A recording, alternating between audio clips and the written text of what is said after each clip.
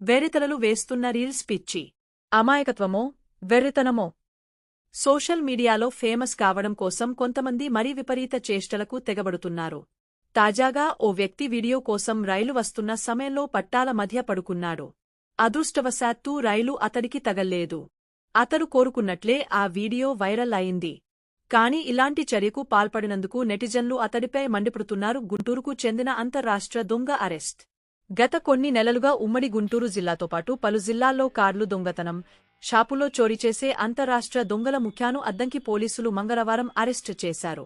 CI Krishnaiah వివరాల ప్రకారం Chirala DSP ఆధ్వర్యంలో సిట్ బృందం నిందితులను పట్టుకున్నారు. వారిలో విజయ్ అనే వ్యక్తిది గుంటూరుగా, సూర్య అనే వ్యక్తిది అంబేడ్కర్ జిల్లాగా గుర్తించారు.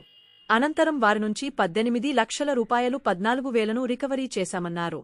ఫ్రీ బస్ స్కీమ్ మహిళలకు గుడ్ న్యూస్ వచ్చేసింది. ఉచిత బస్సు ప్రయాణం అప్పుడే. రాష్ట్రంలోని మహిళలకు ఏపీ సర్కార్ భారీ శుభార్త చెప్పింది.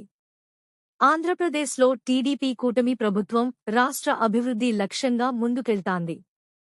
ఎన్నికల సమయంలో ఇచ్చిన హామీలను సీఎం చంద్రబాబు ఒక్కొక్కటిగా అమలు చేస్తూ ప్రజల్లో విశ్వాసం పెంచుతున్నారు. ప్రయాణికులకు మెరుగైన సేవలు అందించేందుకు ఏపీఎస్ఆర్టీసీ 1,600 కొత్త బస్సులను కొనుగోలు చేస్తోంది.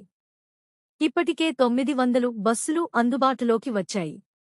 మిగిలిన బస్సులను కూడా త్వరలో అందుబాటులోకి తీసుకురావాలని లక్ష్యంగా పెట్టుకున్నాం అని చైర్మన్ వెల్లడించారు. ప్రయాణికుల భద్రతకు ప్రాధాన్యం ఇచ్చి ఆర్టీసీని లాభాల బాట పట్టించేందుకు అనేక చర్యలు తీసుకుంటున్నట్లు తెలిపారు.